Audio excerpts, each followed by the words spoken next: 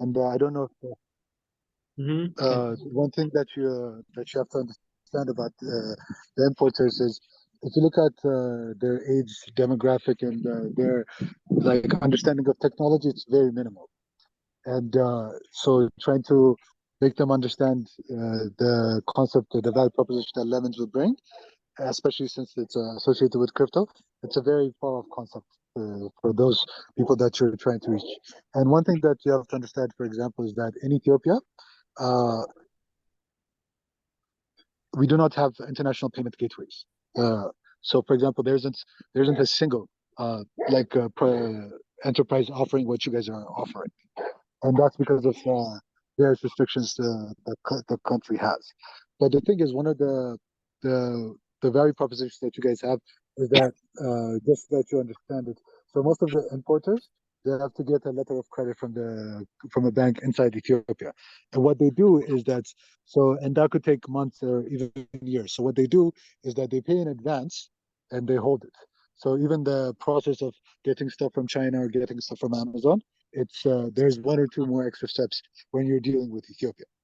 And the reason, if you've seen the thing I wrote, the reason the first target markets that I think is best is businesses that already provide digital payments out here. For example, there's a lot of kids going abroad for when they finish their high school. They try to go to abroad and they have to pay for application fees, and there's no direct way to do that. So people usually ask other people, they charge them an extra fee on top of that. So for going after this market because they're already in this market and they have an understanding and their propensity to learn about this thing is a lot higher. So I think the importers target the that segment, the market segment, would be the second or third step, because trying to go directly into those would not bear the right fruits initially. From my experience, I would highly recommend going after those people that, for example, do social media boosting. For example, there's the social, like if you look at that, for example, just to give you an idea, like if you use YouTube in Ethiopia, you barely get any ads, like at all. Mm-hmm. There's a lot of people demanding it, but they don't have the means to pay for this. So there's already people that already provide that, but they use other payment gateways, and it's not simple to get them. So targeting those I think, would be much more wiser at an earlier stage. Do you know how business which deal with Chinese suppliers, Chinese company like Alibaba, to buy goods and to import to Nigeria or Ethiopia at the moment? What's the payment solution does they use at the moment? Well, they basically use P2P, but it's offline and it's called Wahala. It's very, very big in Arabia and Ethiopia too. So for example, there would be an Ethiopian person or someone that has connections to Ethiopia that has Chinese RMB, for example, and they would pay that person their Ethiopian birr locally, and they would make the payment for them there. So it's highly based on trust. It's a very closed group of networks primarily. But over 60% of our imports comes from China, and a lot of people deal with Alibaba and try to get stuff. But the payment gateway stuff is a little like that channel has not been like it's not very open yet. Mm-hmm, mm-hmm, mm-hmm. Yeah. Okay. What about the second segment? This company which deal with imports, maybe it's bigger companies than previously segments. Yeah. Yeah. Do you know what the type of problem does they have? Because they need to collect more cash and to pay more for international remittance for his suppliers. Yes. So that demand is very huge. There's already a significant amount of people that are already doing that. The demand is very great to do that. But the thing is, it's just the way they do it is how I explained to you. Even the importers. I was working with someone, for example, 3 weeks ago, that needed like about $40,000 to be sent like this to make a payment for a payment in China, and this is the exact method they used. You have to like the people that are supplying the RMB. in exchange for Ethiopian birr are very minimal. So because of that, uh, markets uh, inconsistency, because of that, there's a big disadvantage that the importers have. Additionally, one thing you have to understand is the economy, most of the businesses in Ethiopia are import-based, but most of the people that are in charge are older people and they're not really that into tech. So they might have like an iPhone 14, but they don't even know how to text with it. They only know how to answer phone calls. So it's just about getting them to understand. Mm-hmm, mm-hmm. And yeah, but the demand is there. It's just like the people, the importers, don't understand that this means is available. And I would say that like looking at Ethiopian culture and the way the businesses are, uh, like it's about establishing that trust. Because coming brand new, saying something of a service like this exists, most of the people would think it's a scam or people are trying to take their money. So once that thing is established, then you're good. Because most of this business, historically, for the past 20, 30 years, has been going on through direct people that individuals, it's personal connections, and it's like a few people, and the margins they put on top of that are very high. Mm-hmm. Okay. Do you have any friends or someone who deal with this type of business who buy on AliExpress, Alibaba, or who deal Yes, with import? I personally do. One of my family business primarily works with this. We import aluminum. We also have a paper manufacturer where we have to import the raw material. That's this area of aspect. I personally worked in for about 10 years personally. So Uh-huh. I have a good understanding of this aspect. Okay, can you shortly explain about the chain of buying goods abroad, and in what place you have the biggest problem, and what place you pay mostly, and what place you lose mostly money? Okay, let me give you an example of a process of how it would look for me. Uh-huh. For example, so the way the Ethiopian banking system is set up, in order for me to import anything, unless a few specific products, one thing I have to do is I have to apply to a local bank and try to get a letter of credit.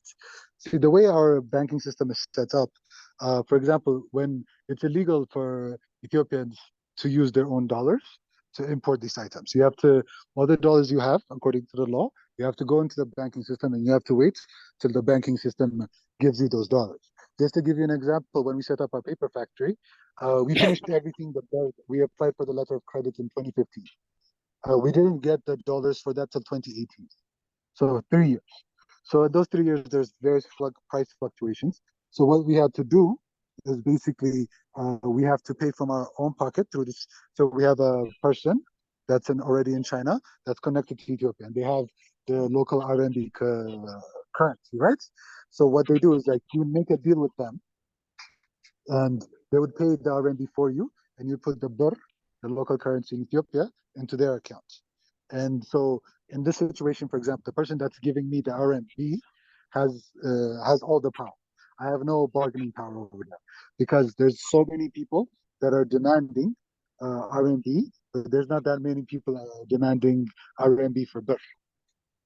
So that is the disconnect that there is. Then the market inefficiency that's created. So that's what's going on. Mm-hmm, mm-hmm, mm-hmm. Yeah. Okay, Kidus, can you say please how solution has to be look like? For that, you will use it for your business, international business.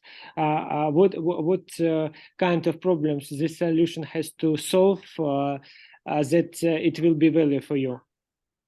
Okay. Well, one of the first problems that needs to be solved is communication. The content, for example, when this product is marketed in Ethiopia, it has to be in the local language. Although English, there's a significant amount of people that can read, it's very hard for them to understand. So the content has to be in Amharic. And most of the way it works is basically you need to the key aspect is establishing trust. So one of the things I also put down on the document is that we need an official Telegram page with the tick for like Lemons Ethiopia, for example, because they would see the content, they would see that people are joining, they would see a couple of thousand people.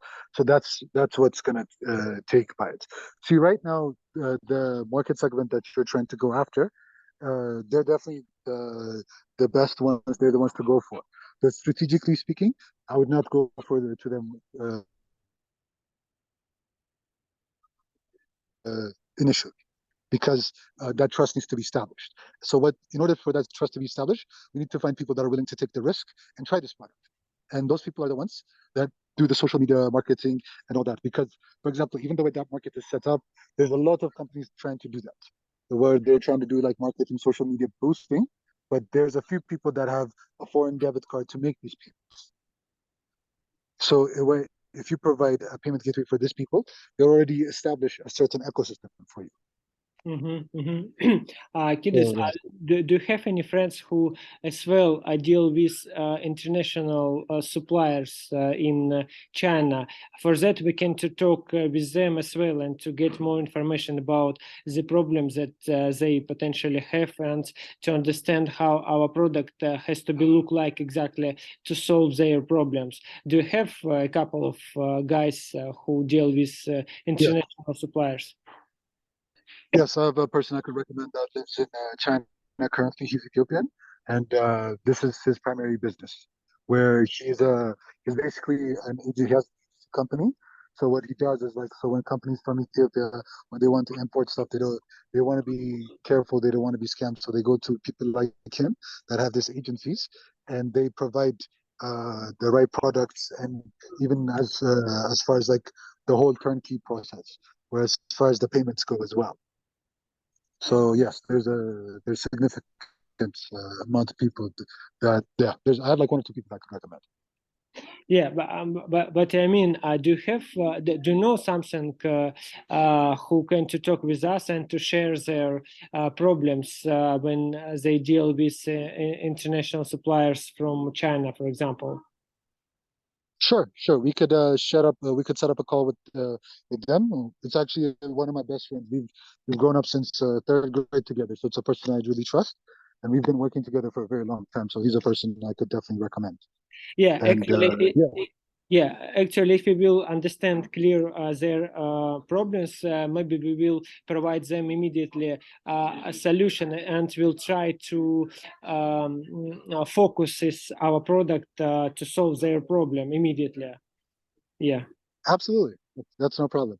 I mean, he would definitely be one of the people that you would target, because there's like the people that do like businesses like him. There might be like maybe at most maybe 50 companies that do this in China, because Ethiopia also, the people come from a very closed off place. So even when they travel abroad and all that, like the Ethiopians just directly go to these guys. So he's one of those 50 people. So he could give you a lot of pointers for sure. Kidus, what do you think when we will be able to talk with them? Sure, I could. I'll have to talk to him. I don't know what his schedule is like, but I could text him and see if we could set up a call. Okay, I think I could also add him to the WhatsApp group as well. Okay, will you know and to notify us? Sure, I'll notify you. I'll add him to the group, and we could all talk. Okay, great. Before our meeting with them, we will think about how we can to offer. We will try to understand what kind of product we can to offer them immediately on the meeting, because I suppose that they will have similar problem which you explained about earlier. Yeah, absolutely. They're the other end of this transaction. For example, if like in the example I gave you, I'm the importer, and he acts as the agent to make sure that everything goes straight from that end. Okay, great. Actually, it's a good conversation. We will wait answer from you about appointment when we will be ready to talk with them. Okay, sounds good. Okay, perfect. I think I also have some questions before we end the call. So I don't know, are you still talking, or I just No, didn't go want to ahead. end the call with. Okay. No, Dimitri, I also had some questions. You know, as you know, it's also very important. I think, like Idus said, to, you know, for one, like online presence is important. And you know, we try to go into the social media, and so your social medias are not working. And then I also had a question about the Y Combinator. So you guys are currently in Y Combinator, or you've already graduated from their program? Right, is it correct? Actually, we don't create it finally our product, and we now trying to understand what exactly a target audience we should to focus on. Therefore, we don't accelerate our sales, our product. Therefore, we don't accelerate our social media. If you need to, for example, our personal social media, of course, I can to share my Facebook or LinkedIn, my team.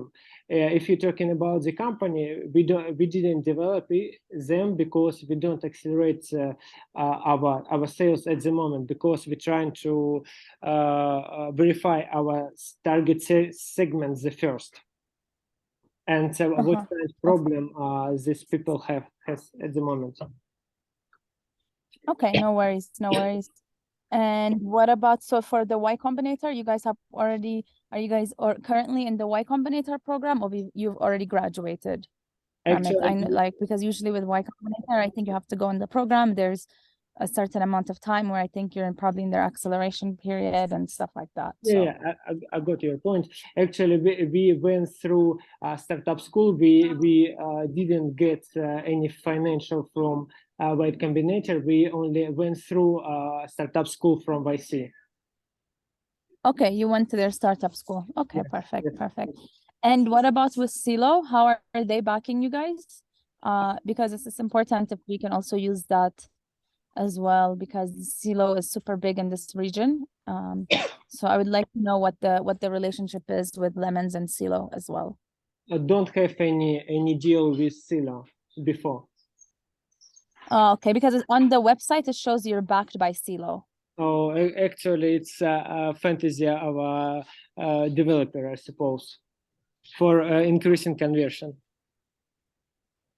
What is it? Sorry. We have created it for social proof for our first clients.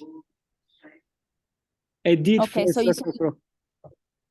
So only your developer has some connection with Silo, not like Lemons, the company itself. Absolutely right. Okay. Okay, perfect. And then and the third question is, you know, we wanted to also kind of test the product, and we are not able to because we don't have a Nigerian number. So if there's a way you can also allow us to test the platform, it would be great. You want to use it using your local number, you mean? Yeah, exactly. Okay. What country are you from? Ethiopia. Okay.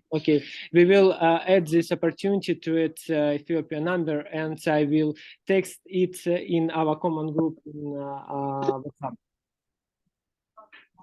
Okay. Sounds good. So when should we? So I guess you guys will need to look over our plan for a little bit, and so we should also like we should also look at things together and how we should also approach it. So let's also I could talk to Fuad. I'll add him to the group as well. Let's set up a meeting where we could discuss the nooks and crannies of how to go about this. Okay. So okay, let's do that. Okay. All right. Eventually, from us, I will notify you when it will be possible to register using Ethiopia number. From Kidus, we are waiting about the appointment with your friends who deal with international suppliers. Okay, no problem. Okay, and further communication will continue in common group. Because Kirill asked about it. Perfect. Mm-hmm. Thank you. Okay, thank you guys for meeting. Thank you. Have a nice day. Bye. Ciao. Ciao.